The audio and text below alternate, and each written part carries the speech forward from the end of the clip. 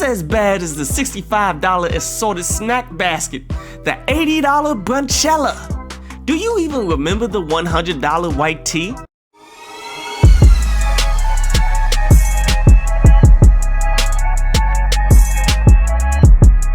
This week on Hip Hop Stocks, where we use the music we love to explain the stock market.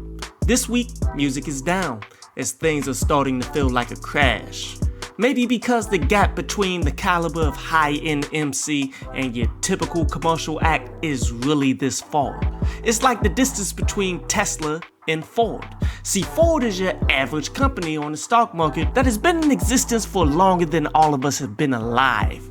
The market cap, or the total value of this company on the stock exchange, is determined by the stock price times the number of shares available, and that's equal to 57 billion. While Tesla is the high end of all businesses, not just of vehicles, with a market cap of 782 billion. So after we got releases from blue chip stocks Kanye, Drake, and J. Cole, we've had to endure a ton of Ford caliber releases, bringing down the NASDAQ to sustainable levels because the majority of rappers are subpar in the commercial industry. So this week we had Sincerely Kentrell from a turbulent stock NBA Youngboy.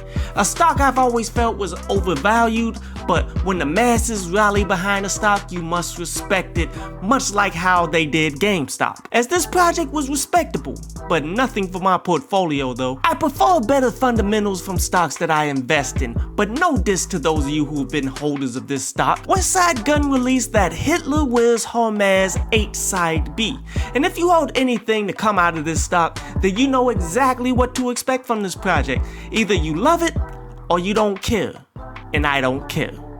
A stock many perceived would get a massive jolt with the shady deal that he's been dropped from and the growth of potential superstar Benny the Butcher, but projects like this is why this stock has remained stagnant. G-Eazy released These Things Happen Too, and I will say I was a bit impressed. Far too little and far too late for this stock to see massive growth, but it wasn't a complete waste of time that I projected. Nothing I would put on my portfolio, but worth a listen or two. Really, the only song to make it onto my playlist this week was that Moray, Bad Situations. That joint was fire, from a stock that I see big things coming from in the near future if things were to bounce the right way. We're talking T-Pain level of dominance is in the potential outcome for this stock.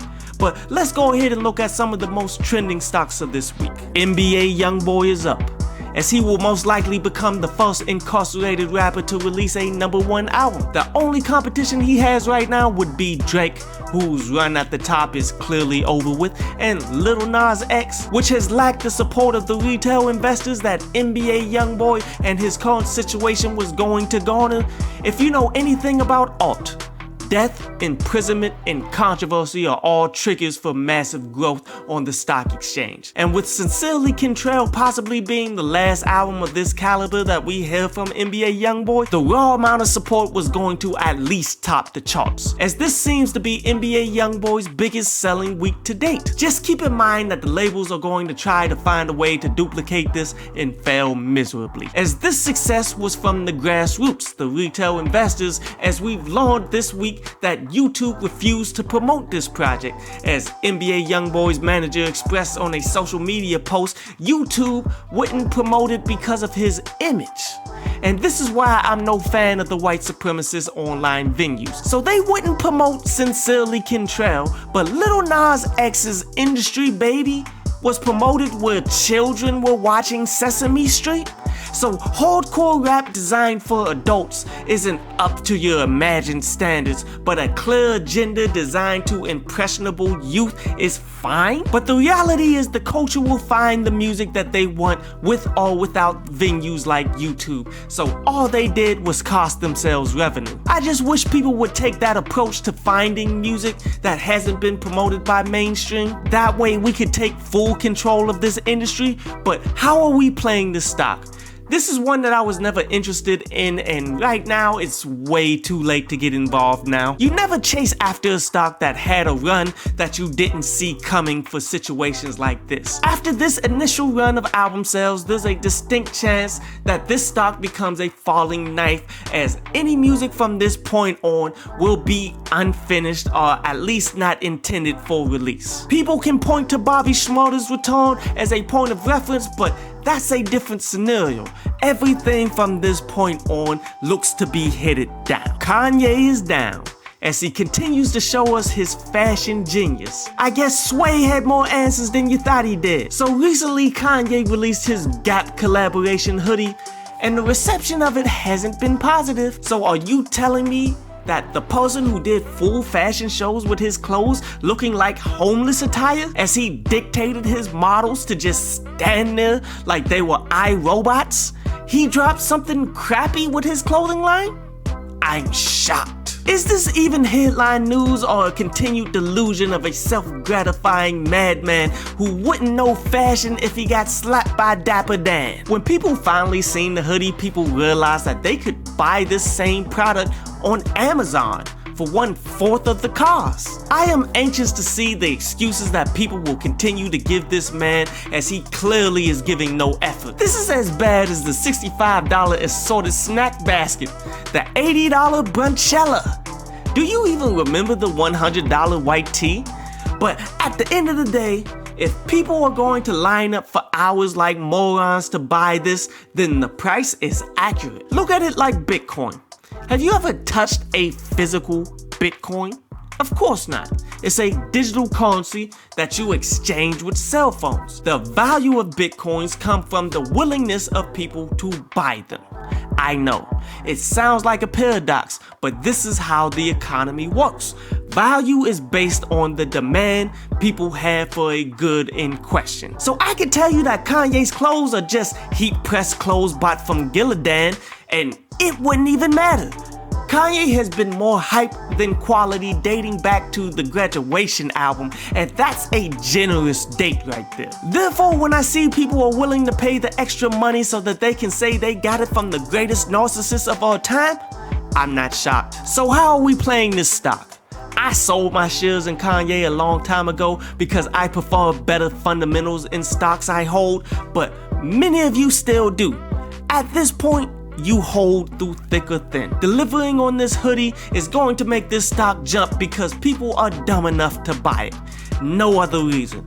Just understand that this is the effects that brands have on people, and use this knowledge to build your own. Kodak Black is down because you can't fix stupid. So recently Kodak violated his probation due to a failed drug test. For those of you who don't know, Kodak has been on probation ever since Trump pardoned his gun crime. See, Kodak was sentenced to 46 months for falsifying information on a gun application to purchase 3 guns. And for anyone who's ever done time watching this video, you know when you get violated, you go back to jail and you do your full time. There's no mercy.